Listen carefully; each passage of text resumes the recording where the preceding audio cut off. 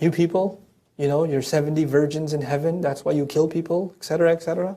Does Quran mention beautiful spouses in paradise? Yes, he does. There's no hiding from it. And actually, when I was in my exploring religion phase, this is one of the things that I couldn't answer for myself. Why does God mention this? And actually, of course, none of you sisters have this question, but you know sisters that have this question. Brother, Quran talks about these spouses for men in paradise. What do women get?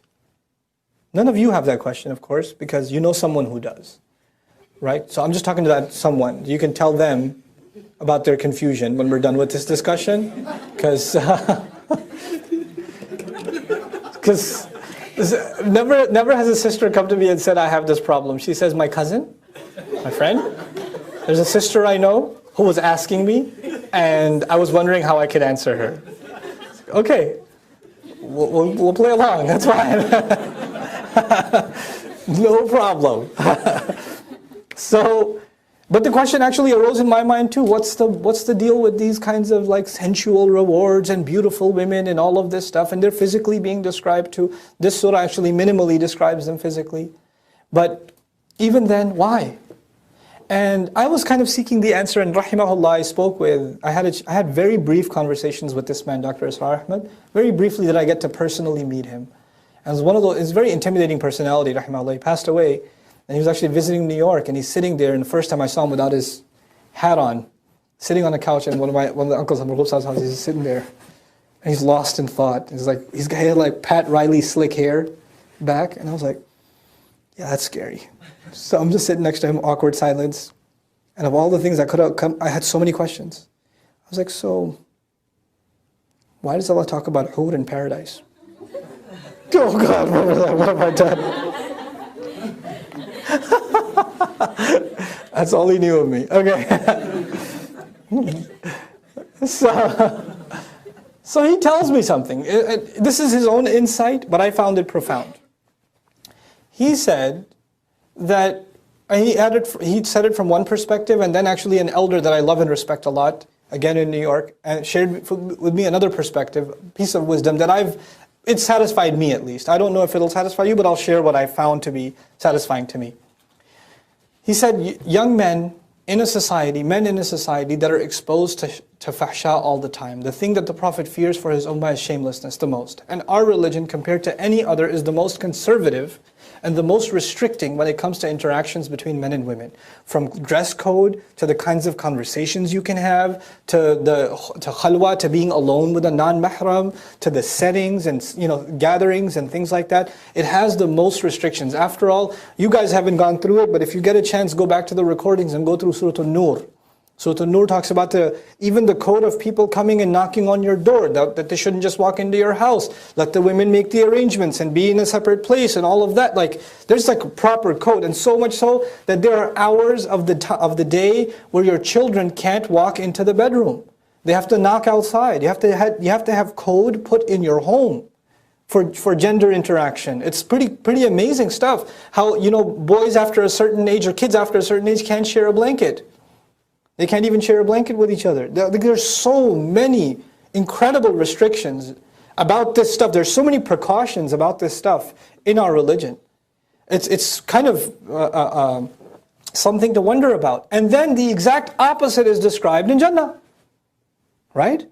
This is a young man, he's got no restrictions, he's got beautiful spouses and this and that, and they're this beautiful and that beautiful, and their attributes are being described. And Dr. Sahab rahimahullah said, this is precisely why. This young man is going to go to college and he's going to keep his eyes low, and there's going to be a girl barely dressed. He's going to say, hey, how you doing? And he's not going to look back. He didn't say it that way, but he's not going to look back, and he's going to say, Allah has better for me. No, Allah has better for me. Allah has better for me. And he's just going to keep himself safe.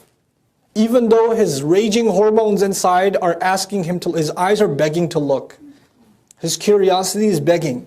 The opportunity is there, the freedom is there, the youth is there, the energy is there, the looks are there, everything is there for him. But he says, no, I'm going to hold back. I'm not going to do it. I'm not going to even take one step in that direction. Allah has better for me.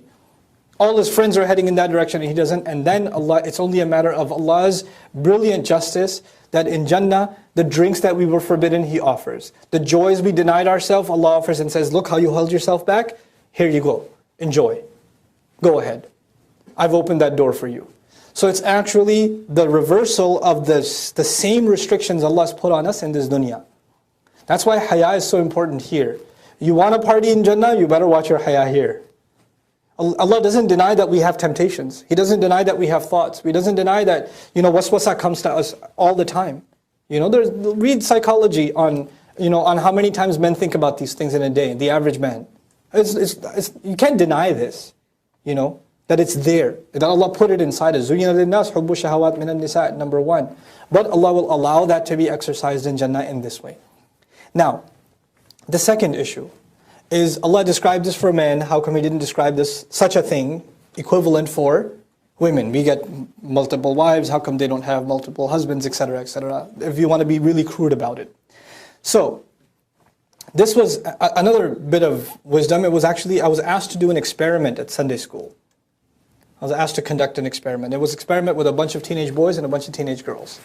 And to both, the question to be asked was, so if you could have anything you want, as many times as you want, without any restrictions, nobody will find out, you won't get any trouble, and it's not going to be, you're not even religiously liable. You could have whatever you want right now, what would it be? Okay? What would it be? And so like about 100 boys are being asked that are teens, and 100 girls are being asked that are teens. The boys have an ijma' in the ummah. There's no variation. I mean, other than spelling errors, there's no diversity in the answers. The interesting response actually comes from the girls. And by the way, the boys saying that, it confirms what Allah Himself said, subhanahu wa ta'ala. زُيِّنَ لِلنَّاسِ حُبُّ الشَّهَوَاتِ مِنَ النِّسَاءِ. Men were programmed with desire for women. Allah beautified it in them. Done. It's just proof of that. The girls were the interesting answers. Can we have 5 more minutes? Just a couple more minutes. Just two more minutes. They hand you the paper. No, can I have it back? Can I have it back? I just thought of something else. Crossing it over again. And then multiple answers. I can't think of one thing. My favorite answer that was given by multiple sisters, not all of them, but multiple. It depends.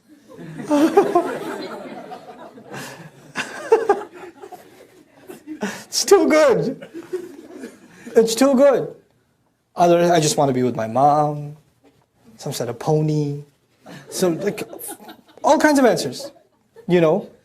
The man I love. I got all kinds of, but it wasn't one answer. The point is, it wasn't one answer. Allah Azza wa Jal made us emotionally monochrome. We're just one way. Overwhelmingly.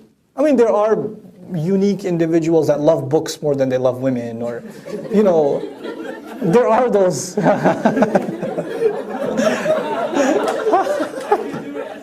How do you do it? Okay. But overwhelmingly, He made us one way.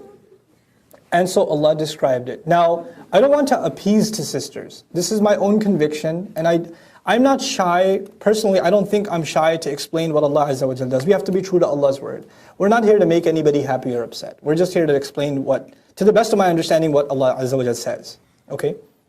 In my personal opinion, the rewards of women described in Jannah are actually more eloquent. They're more eloquent. I'll share with you an Arabic expression you might be familiar with. رُبَّ سُكُوتٍ. I don't know, the quiz is on Monday. رُبَّ سُكُوتٍ أَبْلَغُ مِنْ كَلَامٍ.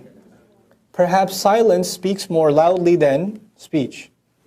Allah Azza wa Jal is silent on this, not to say that there are no rewards, but they're beyond words. And this happens in the Quran, as a matter of fact. There are rewards for different kinds of deeds, but sometimes there are deeds that are so magnificent to Allah that they can't even be put in words. So what does Allah say about those kinds of deeds? فَأَجْرُهُ عَلَى اللَّهِ. Then the compensation of such a deed is on Allah. Allah will take care of it. He doesn't even say gardens and rivers and spouses. It's beyond description. So He just says, I'll take care of them. It's on me. That's the reward, by the way, incidentally, that indescribable reward is for someone who forgives somebody. Even if they have had the power to take revenge and they still forgave, then that person gets a reward that can't even be described. Allah just says, I'll take care of him. Ajruhu, it's on Allah. Allah will take care of him. Subhanallah. Now, For women's rewards not to be described is not to take away, but to actually elaborate, further leave to the imagination. And incidentally, no Muslim believer, man or woman, should feel like they're going to be shortchanged. Get to Jannah, you won't be disappointed. What am I going to get though?